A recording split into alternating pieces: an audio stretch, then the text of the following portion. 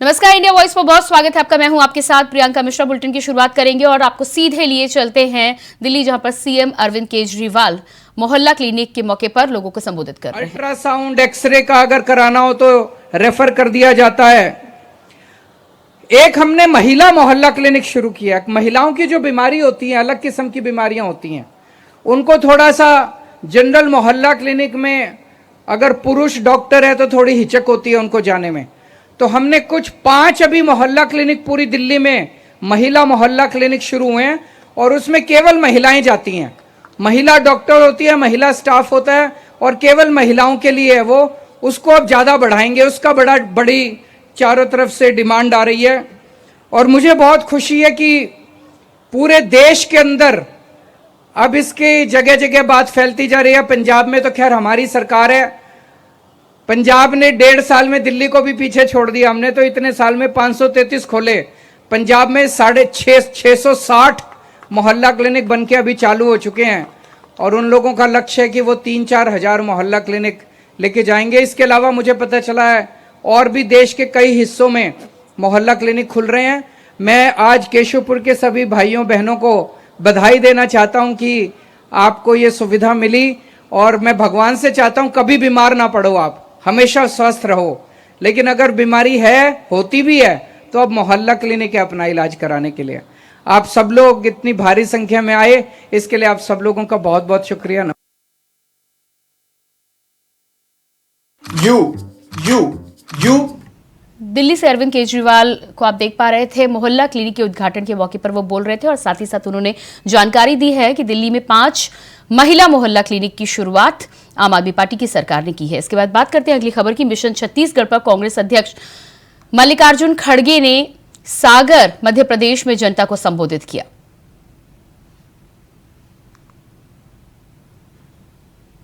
तो यहां पर जनता को संबोधित किया है। इसके बाद अगली खबर उत्तर प्रदेश से इसी बीच आ रही है। उत्तर प्रदेश राज्यसभा चुनाव की तारीखें घोषित हो चुकी हैं। 15 सितंबर को उपचुनाव कराने का ऐलान किया गया है। बीजेपी सांसद हरद्वार दुबे के निधन से रिक्त हुई थी सीट। तो इस समय की अहम जानकारी उत्तर प्रदेश राज्यसभा चुनाव की सीट को लेकर सामने आ रही है। उत्तर प्रदेश राज्यसभा में 15 सितंबर को उपचुनाव कराने का ऐलान किया गया है। जानकारी है कि बीजेपी सांसद हरद्वार दुबे के निधन से रिक्त हुई थी ये सीट। 5 सितंबर तक नामांकन पत्र भरने की तारीख तय की गई है। 5 सितंबर तक भरे जाएंगे नामांकन पत्र। उत्तर प्रदेश से खबर, 5 सितंबर तक राज्यसभा सीट के रिक्त होने के बाद उपचुनाव के लिए भरे जाएंगे नामांकन। 15 सितंबर को उपचुनाव कराने का किया गया है ऐलान।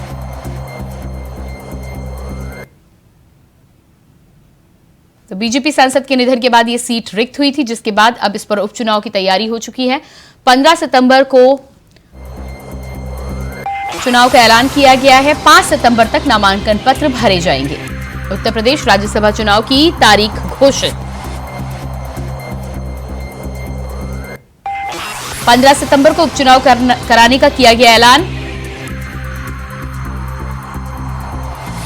बीजेपी सांसद हरद्वार दुबे के निधन के बाद रिक्त हुई थी सीट। 5 सितंबर तक भरे जाएंगे नामांकन पत्र। तो अहम जानकारी आपको दे रहे हैं। बीजेपी सांसद हरद्वार दुबे के निधन से ये सीट रिक्त हुई थी। इसको लेकर अब उपचुनाव की तैयारी पूरी हो चुकी है। तारीख का ऐलान कर दिया गया है। 15 सितंबर को चुनाव का ऐलान किया गया है, जिसको लेकर 5 सितंबर तक नामांकन पत्र अब दाखिल किए जा सकेंगे। उत्तर प्रदेश राज्यसभा चुनाव की तारीख घोषित। 15 सितंबर को उपचुनाव कराने का ऐलान। 5 सितंबर तक भरे जाएंगे नामांकन पत्र। और इसी खबर पर हमारे साथ लखनऊ से लाइव जुड़ चुके हैं ब्यूरो चीफ प्रियम पाठक जी। प्रियम, जिस तरह से राज्यसभा के इलेक्शन को लेकर अब जानकारी सामने आई है कि 15 सितंबर को चुनाव होना है, क्या कुछ ताजा जानकारी आपको मिल पा रही है? बिल्कुल देखिए, हरदार दुबे का 26 जून को जो है वो निधन हो गया था। 74 वर्ष की आयु में बीजेपी के बड़े नेता के तौर पर थे और राज्यसभा के सांसद थे। मौजूदा वक्त में उनका निजी अस्पताल में इलाज चला और उसके बाद उनका जो था वो निधन हो गया। उसके बाद से राज्यसभा की जो ये सीट है वो खाली हुई और उस पर अब उपचुनाव को लेकर नोटिफिकेशन जो है वो भारत निर्वाचन आयोग की तरफ से जारी कर दिया गया है। 5 तारीख तक इसको लेकर नॉमिनेशन किए जाएंगे। 15 तारीख को जो है इसके लिए वोटिंग होगी और 15 तारीख को ही काउंटिंग होगी, यानी कि जिस दिन वोटिंग होगी उसी दिन रिजल्ट भी इसके आ जाएंगे। और उसको लेकर अब जो राजनीतिक दल हैं वो तैयारी कर रहे हैं कि अपनी पार्टी से जो है वो प्रत्याशियों को जो है वो नामांकन दाखिल कराएं और वहां पे राज्यसभा पे भेजें। लेकिन जो बहुमत है वो ज्यादा बीजेपी के पक्ष में दिख रहा है और इसलिए माना जा रहा है कि बीजेपी का जो प्रत्याशी होगा उसकी जीत तय है और बीजेपी इस सीट पर अपने प्रत्याशी को जिताने में जो है वो कामयाबी हासिल करेगी। हरदार दुबे की बात करें तो बड़े नेता के तौर पर थे, 2 बार विधायक रहे, राज्य मंत्री भी सरकार में वो रहे, तो और उसके बाद में राज्यसभा के वो सांसद रहे। लेकिन अब उनके निधन के बाद में ये सीट जो है वो खाली हुई और उसके बाद से इसको लेकर लोग इंतजार कर रहे थे कि कब इलेक्शन कमीशन जो है वो इसको लेकर नोटिफिकेशन जारी करेगा। फिलहाल अभी जो है अब वो इलेक्शन कमीशन की तरफ से नोटिफिकेशन जारी कर दिया गया है बाई इलेक्शन को लेकर। इस सीट पर बाई इलेक्शन होगा यूपी की इस सीट पर और उसको लेकर 5 तारीख तक जो है सभी सीटों इस सीट के लिए जो है वो नॉमिनेशन किए जाएंगे और उसके बाद में 15 तारीख को इस सीट के लिए मतदान होगा। और जो कहीं ना कहीं जो दावेदारी है वो जरूर की जा रही है, लेकिन माना जा रहा है कि इसमें बीजेपी की तरफ से जो कैंडिडेट होगा वो अपनी जीत हासिल करने में कामयाब रहे। जी बिल्कुल प्रियम, जिस तरह से जानकारी है कि अब 15 सितंबर को इलेक्शन वोटिंग कराई जाएगी, क्या अभी तक प्रत्याशियों को लेकर कुछ सुगबुगाहट सामने आ रही है? कौन कौन सी पार्टी से कौन प्रत्याशी सामने आ सकता है? देखिए, अभी इसको लेकर कोई जानकारी जो है वो सामने नहीं, चूंकि अभी जो नोटिफिकेशन है वो भारत निर्वाचन आयोग की तरफ से जारी किया गया है और अब इसको लेकर देखना होगा पार्टियां किस तरीके से जो है इसको लेकर क्या कुछ समीकरण वो बनाती हैं और क्या समीकरण राजनीतिक पार्टियों के हिसाब से बनते हुए दिखाई देंगे। उसके आधार पर जो है वो प्रत्याशी तय किए जाएंगे। उसमें राजनीतिक दल ये भी देखेंगे कि उनके पास उस प्रत्याशी को जिताने के लिए कितने वोट हैं। तो ऐसे में जो अभी बात करें, चूंकि उसमें जो इलेक्शन करते हैं वो मतदाताओं की जो संख्या है वो बीजेपी के पक्ष में ज्यादा है, तो ऐसे में ज्यादा चांसेस हैं कि बीजेपी का ही प्रत्याशी जो है वो यहाँ पे जो है वो जीत हासिल करेगा और उसी को लेकर जो कहीं ना कहीं कह सकते हैं पूरी तैयारी जो है वो की जा रही है। लेकिन किसको बीजेपी जो है बतौर प्रत्याशी जो है टिकट देती है ये जरूर देखने वाली बात होगी। और उसको लेकर हालांकि कई दावेदार हैं, कई तरीके से लोग उसमें प्रयास कर रहे हैं कि उनको इसका मौका दिया जाए, लेकिन पार्टी और संगठन क्या तय करता है ये जरूर देखना होगा। माना जा रहा है कि जब तक 5 तारीख तक चूंकि अभी वक्त है नॉमिनेशन फाइल करने का, तो बीजेपी चूंकि लास्ट मोमेंट तक का वेट करती है और उसके बाद में ही वो अपनी कह सकते हैं रणनीति के पत्ते जो है उसको खोलती है। तो ऐसे में थोड़ा सा भी इंतजार जरूर करना होगा जब बीजेपी इस सीट के लेकर अपने प्रत्याशी का जो है नाम को घोषित करेगी। जी, इसके अलावा समाजवादी पार्टी, बहुजन समाज पार्टी, बाकी पार्टियों की बात करें तो क्या कुछ नाम सामने आ रहे हैं अभी तक? देखिए, अन्य पार्टियों की तरफ से भी अभी कोई नाम जो है वो डिक्लेयर नहीं किया गया है कि किस प्रत्याशी को जो है वो मैदान में वो उतारने वाले हैं या कौन सा वो नाम होगा जिसको बतौर कैंडिडेट के तौर पर उतारा जाएगा। लेकिन चूंकि जैसा कि मैंने कहा कि सबसे पहले राजनीतिक दल इस सीट को लेकर देख रहे हैं कि उनके पास मतदाता कितने हैं और क्या अगर वो कैंडिडेट को अपने उतारते हैं तो क्या कुछ ऐसे समीकरण बन रहे हैं या कुछ ऐसा जोड़ गांठ बन रहे हैं कि जिसके हिसाब से वो अपने प्रत्याशी को जिता सकते हैं। तो जब इन चीजों को लेकर मानक पूरे होंगे उसके बाद ही माना जा रहा है कि प्रत्याशी का नाम कुछ। जी बिल्कुल प्रियम, इस तमाम जानकारी के लिए आपको बहुत बहुत शुक्रिया। और अब बात करते हैं अगली खबर की। बिहार में नागपंचमी पर सोमवार को महावीरी जुलूस निकालने पर कुछ जगहों पर महावीरी जुलूस के दौरान हिंसक झड़पों की खबरें सामने आई। बिहार के बगहा में मोतिहारी के 3 जगहों पर 2 पक्षों में टकराव हुआ। बताया जा रहा है कि बगहा में जुलूस पर पथराव के बाद दोनों पक्ष आपस में भिड़ गए। इसके बाद खूब तोड़फोड़ और आगजनी की घटनाओं को अंजाम दिया गया। जानकारी ये भी है कि बगहा के रतनमाला में सोमवार को महावीरी अखाड़े ने जुलूस निकाला था। इस दौरान उपद्रवी तत्वों ने जुलूस पर पथराव कर दिया। इसके बाद 2 पक्षों में हिंसा शुरू हो गई। बाइकों को आग लगा दी गई, तोड़फोड़ की गई। इस घटना में पुलिस के 12 जवान भी जख्मी बताए जा रहे हैं। पूरे इलाके में भारी पुलिस बल की तैनाती की गई है। आसपास के इलाके में स्थिति अभी भी तनावपूर्ण बनी हुई है।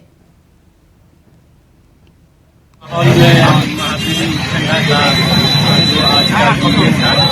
जगह शांतिपूर्ण है, हर जगह फोर्स और मजिस्ट्रेट है, हर जगह शांतिपूर्ण है और ड्रोन कमरा से भी हम निगाह रखे हुए हैं। पर हर जगह से शांतिपूर्ण संपन्न हो रहा है। और आपके माध्यम से मैं ये संदेश देना चाहूँगा कि सभी लोग भारतीय जनता गोरखपुर में मुख्यमंत्री योगी आदित्यनाथ ने जनता दर्शन किया, जहां गोरखनाथ मंदिर में आज जनता दर्शन कार्यक्रम का आयोजन किया गया था। मुख्यमंत्री ने जनता दर्शन में आम जनमानस की समस्याओं को सुना और अधिकारियों को उनके त्वरित निराकरण के निर्देश भी दिए। देश के लिए बड़ी बात है। ये कोई तस्वीरें देख पा रहे हैं, मुख्यमंत्री योगी आदित्यनाथ की तस्वीरें हैं। गोरखपुर पहुंचे थे, गोरखनाथ मंदिर में जनता दरबार लगाया गया था, जहां आम लोगों की समस्याओं को मुख्यमंत्री ने सुना है। साथ ही साथ अधिकारियों को निर्देश दिए गए हैं कि इन तमाम लोगों की समस्याओं का जल्द से जल्द निराकरण किया जाए।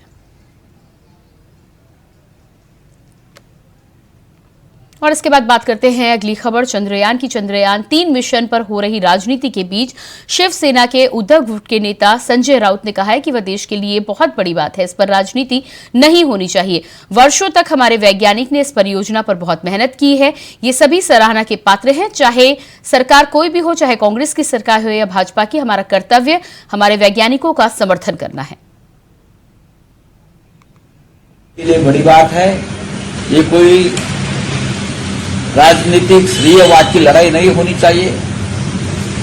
सालों साल से इस प्रोजेक्ट के लिए हमारे जो वैज्ञानिक है, हमारे साइंटिस्ट है, उसने खून पसीना बहाया है, तो उनका ये सबका श्रेय उनको देना चाहिए। नहीं, यहाँ कोई राजनीति का कोई जाकर मंत्री बैठा था क्या उधर? वो तो उनका ही काम है। हमारा काम है उनको सपोर्ट करना, चाहे सरकार हमारी हो, कांग्रेस की हो या बीजेपी की हो। आप श्रेय मत लीजिए, ये श्रेय उनको देना। मध्य प्रदेश विधानसभा चुनाव से पहले प्रदेश की सियासत गर्मा गई है। इसी बीच कांग्रेस के वरिष्ठ नेता और पूर्व राज्यपाल अजीज कुरैशी ने विवादित बयान दे डाला है।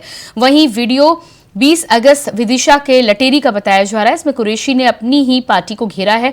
बता दें कि लटेरी में पूर्व प्रधानमंत्री राजीव गांधी के जन्मदिन पर अल्पसंख्यक सम्मेलन आयोजित किया गया था। इस सम्मेलन में पूर्व राज्यपाल अजीज कुरैशी सहित प्रदेश कांग्रेस के महामंत्री दीपचंद यादव के साथ कई मुस्लिम प्रतिनिधि भी शामिल हुए। पूर्व राज्यपाल और कांग्रेस के वरिष्ठ नेता का एक वीडियो वायरल हो रहा है, जिसमें अजीज कुरैशी ये कहते हुए नजर आ रहे हैं कि कांग्रेस के लोग आज हिंदुत्व और यात्राओं की बात करते हैं। जय गंगा मैया, जय नर्मदा मैया कहते हैं, मुझे कुछ भी कहने में शर्म नहीं है। हिंदुत्व की, यात्राओं की, जय गंगा मैया, जय नर्मदा मैया, ये शर्म की बात है। मुझे कोई डर नहीं कहने में, निकाल देगा ना पार्टी में इसको करेगा। एक झूठ बोलने की बात है। नेहरू के वारिस कांग्रेस के लोग आज धार्मिक यात्राएं निकालते हैं, जय बोलते हैं, मैं गर्व से कहूँ मैं हिंदू हूँ बोलते हैं, हमारे पीसीसी के दफ्तर में मूर्ति में बैठाते हैं। डूब बोलने की बात है, डूब बोलने वाले धार्मिक यात्राएं निकालते हैं, जय बोलते हैं, मैं गर्व से कहूँ मैं हिंदू हूँ बोलते हैं, हमारे पीसीसी के दफ्तर में मूर्ति में बैठाते हैं। डूब बोलने की बात है, डूब बोलने वाले। और ये हिंदुस्तान का जवान बर्दाश्त नहीं करेगा।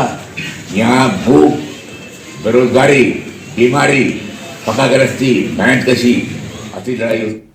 फसलों के मुआवजे सहित अपनी कई मांगों को लेकर किसान धरना दे रहे हैं। पुलिस ने संगरूर में लोंगोवाल पुलिस स्टेशन के आसपास क्षेत्र में पुलिस बल तैनात किया है। संगरूर के एसपी पलविंदर सिंह ने बताया है कि किसानों ने कल से धरना देना शुरू किया है। पुलिस ने जब उनसे हाईवे पर धरना खत्म करने की बात की तो उन्होंने ऐसा करने से मना कर दिया और कहा कि जब पुलिस स्टेशन, और इसके बाद इन तमाम आंदोलनकारियों का कहना है कि इसके बाद वो पुलिस स्टेशन के पास धरना देंगे।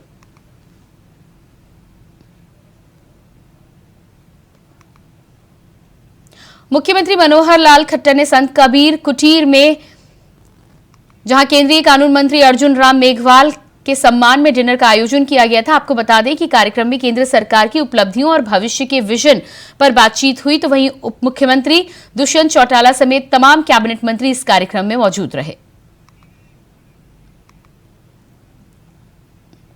तो तस्वीरें आप देख पा रहे हैं, संत कबीर कुटीर में डिनर का आयोजन किया गया था, जिसमें भारतीय जनता पार्टी के कई बड़े नेता मौजूद रहे। अर्जुन राम मेघवाल के सम्मान में इस डिनर का आयोजन किया गया था। दिल्ली महिला आयोग की अध्यक्ष स्वाति मालीवाल को दिल्ली रेप पीड़ित से मिलने की इजाजत नहीं मिली। इसके बाद सोमवार को सेंट स्टीफेंस हॉस्पिटल में धरने पर बैठ गई। उन्होंने रात अस्पताल के फर्श पर बिताई, वहीं दोपहर में अस्पताल के लिए रवाना हुई। पूरा मामला आपको बता देते हैं। दिल्ली सरकार के एक अफसर पर अपने दोस्त की नाबालिग बेटी के साथ रेप करने की यह घटना है, जहां पर मामला सामने आने के बाद आरोपी को नौकरी से सस्पेंड कर दिया गया है। पुलिस ने आरोपी और उसकी पत्नी को गिरफ्तार कर लिया है। पत्नी को न्यायिक हिरासत में भेजा गया है।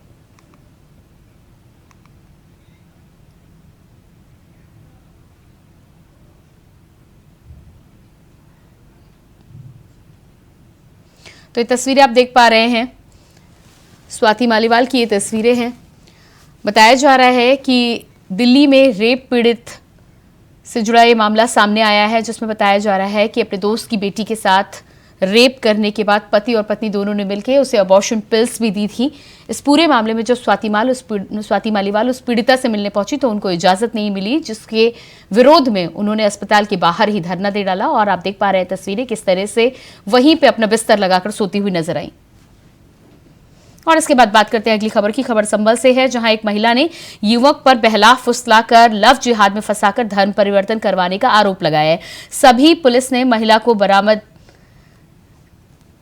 करके परिजनों को सौंप दिया है। वहीं राजपूत करणी सेना ने पुलिस कार्रवाई से खिन्न होकर थाने में नारेबाजी और प्रदर्शन भी किया। हम इसका कारण पूछना चाहते हैं। जबरदस्ती पीड़ित व्यक्ति को पीड़ित से जबरदस्ती तहरीर बना के अपनी तरफ से साइन क्यों कराए जा रहे हैं, जबकि पहले से मुकदमा दर्ज है। अननेसेसरी जो आरोपी व्यक्ति है, मुस्लिम व्यक्ति, उसको क्यों बचाया जा रहा है, क्या वजह है उसकी? और उसके बाद आप जो लोग संगठन के लोग आए, विश्व हिंदू परिषद के लोग हैं, हिंदू जागरण मंच के लोग हैं, सामाजिक कार्यकर्ता हैं, अधिवक्ता गण हैं, आप सब उनको धमका रहे हैं और सार्वजनिक रूप से धमका रहे हैं मीडिया के सामने। इसका क्या औचित्य है भाई? अगर पीड़ित व्यक्ति कहां जाएगा? आप नहीं सुनेंगे तो आपसे उच्च अधिकारी के पास जाएगा, वो नहीं सुनेंगे उससे उच्च अधिकारी के पास जाएगा, और सब ऐसा व्यवहार करेंगे तो कैसे चलेगा भाई? कोतवाली चंदौसी पर श्री महिपाल सन ऑफ स्वर्गीय तेजपाल द्वारा एक तहरीर देकर अभियोग पंजीकृत कराया गया कि उनकी 28 वर्षीय विवाहित पुत्री को एक अन्य व्यक्ति बहला फुसलाकर भगा ले गया है। पुलिस ने मामले की गंभीरता को देखते हुए तत्काल ही टीमें गठित करके तलाशी शुरू की और उनकी पुत्री को सकुशल बरामद करते हुए परिजनों के सुपुर्द किया। साक्ष्यों के क्रम में आवश्यक विधिक कार्रवाई प्रचलित है।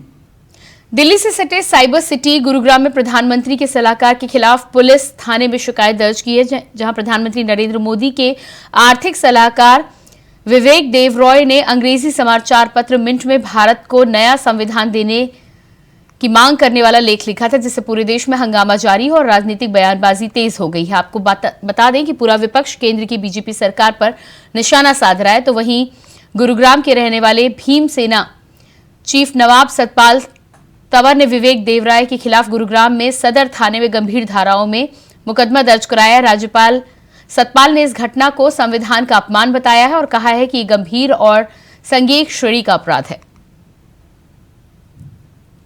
प्रधानमंत्री श्री नरेंद्र मोदी जी के आर्थिक सलाहकार विवेक देवरॉय ने एक लेख के माध्यम से संविधान का अनादर किया है, संविधान का अपमान किया है और संविधान के तमाम प्रावधानों की अवमानना की है।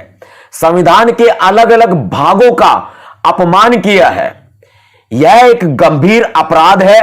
हमने इस अपराध में विवेक देवरॉय के खिलाफ और अंग्रेजी समाचार पत्र मिंट के संपादक और अन्य कुछ कर्मचारियों के खिलाफ और एचटी मीडिया के संपादक, चेयरपर्सन और अन्य कर्मचारियों के खिलाफ हमने गुरुग्राम के सदर थाने में शिकायत दर्ज कराई है। विवेक देवरॉय और उसको इस अपराध करने में सहयोग करने वालों की हम गिरफ्तारी की मांग करते हैं। संविधान का अपमान कानून भी बर्दाश्त नहीं करता और भीमसेना भी संविधान का अपमान कतई बर्दाश्त नहीं करेगी।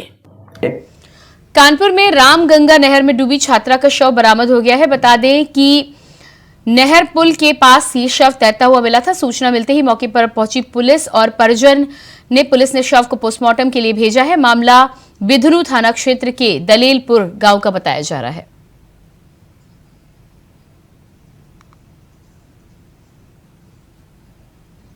नोएडा सेक्टर 26 में विधायक पंकज सिंह का किसान घेराव करने पहुंचे, जहां पिछले काफी दिनों से किसान नोएडा प्राधिकरण पर विरोध प्रदर्शन कर रहे हैं। आपको बता दें कि आज हजारों की तादाद में किसान विधायक पंकज सिंह का घेराव करने के लिए पहुंचे थे, जहां विधायक की सुरक्षा में भारी पुलिस बल, डीसीपी और एसीपी प्रथम खुद भी मौजूद रहे। साथ ही विधायक आवास पर सुरक्षा में बीजेपी के कार्यकर्ता भी मौजूद रहे। आवास के सामने बैठे किसानों को पुलिस के सीनियर अधिकारी समझाने में जुटे हुए हैं, जहां किसानों की मांग 10% का प्लॉट और आबादी का पूर्ण समाधान है। तो ये तस्वीर आप देख पा रहे हैं विधायक पंकज सिंह के घर के बाहर की तस्वीरें हैं, जहां पर भारी मात्रा में हजारों की संख्या में किसान घेराव करने के लिए पहुंचे थे। उनकी अपनी 2 मांगे थी, जिनको लेकर विधायक पंकज सिंह के आवास का उन्होंने घेराव किया है, जिसको लेकर आप देख पा रहे हैं भारी मात्रा में पुलिस बल की तैनाती भी की गई है। साथ ही साथ बड़े पुलिस विभाग के अधिकारी भी आज विधायक की सुरक्षा के लिए वहां पर तैनात नजर आए। तो ये आप देख पा रहे हैं भारतीय जनता पार्टी के कार्यकर्ताओं के साथ ही साथ भारी संख्या में किसान आज विधायक पंकज सिंह के आवास के पास घेराव करने के लिए पहुंचे थे। इस पूरे इलाके को छावनी में तब्दील कर दिया गया है।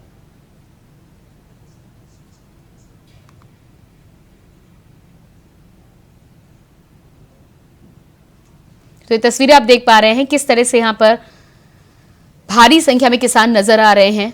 भीड़ को काबू करने के लिए भारी मात्रा में पुलिस बल की तैनाती भी आप देख पा रहे हैं। और इसके बाद बात करते हैं अगली खबर की। नूह हिंसा के आरोपी का पुलिस ने एनकाउंटर किया है, जहां 31 जुलाई के बाद अरावली की पहाड़ियों में आरोपी छिपा हुआ था। आपको बता दें कि पुलिस के मुताबिक ये मुठभेड़ सोमवार रात करीब 10:30 पर बताई गई है। नूह अपराध शाखा सीआईए निरीक्षक को सूचना मिली थी कि हिंसा मामले में संलिप्त एक आरोपी आमिर पहाड़ के एक खंडहर में छुपा हुआ है, जिसके बाद गठित टीम ने मौके पर पहुंचकर दोनों की आपस में मुठभेड़ हुई और सीआईए टीम ने जवाबी कार्रवाई में फायरिंग की, जहां मुठभेड़ के बाद उसे तावड़ू स्थित अरावली की पहाड़ियों में खंडहर के गिरफ्तार कर लिया गया था। साथ ही आरोपी के पैर में गोली लगने के बाद पुलिस ने इस आरोपी को गिरफ्तार किया है। और इसके बाद अगली ब्रेकिंग न्यूज दिल्ली से आ रही है। आबकारी नीति से जुड़े मामले में सिसोदिया की पेशी आज। पूर्व डिप्टी सीएम मनीष सिसोदिया की कोर्ट में पेशी। South Avenue court Manish Sisodia से को बड़ी राहत। दिल्ली से खबर आ रही है आबकारी मामले में आज मनीष सिसोदिया की कोर्ट में पेशी। पूर्व डिप्टी सीएम मनीष सिसोदिया की आज होगी कोर्ट में पेशी। राउज एवेन्यू कोर्ट से मनीष सिसोदिया को बड़ी राहत। विधायक निधि से विकास के लिए पैसा जारी करने की इजाजत। परिवहन और खनन मंत्री श्री मूलचंद शर्मा ने ग्रामीण क्षेत्रों का विकास करते हुए उन्हें मूलभूत सुविधाएं प्रदान करते हुए लगभग 5 करोड़ की लागत से बनने वाले 2 सड़कों का शिलान्यास किया है, जहां निर्मित होने वाली दोनों सड़कें सतपुरा गांव से फूलपुरा गांव तक की बनाई जाएंगी। तो वहीं इन सड़कों का निर्माण आरएएमसी के द्वारा किया जाएगा। ग्रामीणों ने भी कैबिनेट मंत्री का दिल से आभार व्यक्त किया और इस मौके पर ग्रामीणों के अलावा क्षेत्र के तमाम गणमान्य लोग भी इस मौके पर उपस्थित रहे। बदूम का सतपुरा और सतपुरा नीम का ये 4.25 करोड़ की लागत से आरएमसी के रोड बनेगी और इससे सबसे बड़ा लाभ मिलेगा कि सुविधा पहुंचना है और शॉर्ट रास्ता है और लोगों को इससे ज़्यादा से ज़्यादा लाभ मिलेगा। और ये आरएमसी की रोड है और पेट्रोल बीएनआर से बनी थी। आज लोकप्रिय सांसद कृष्णपाल भीगर जी को, राजेश नागर जी को आना था, योगेश शर्मा जी हमारे पूर्व विधायक हैं, राजनीति के छोड़े भाई हैं, वो सभी लोग हैं कि आज इससे सबसे बड़ा लाभ गाँवों। और इसी के साथ फिलहाल इस बुलेटिन में इतना ही। खबरों के लिए बने रहिए इंडिया वॉइस के साथ। नमस्कार।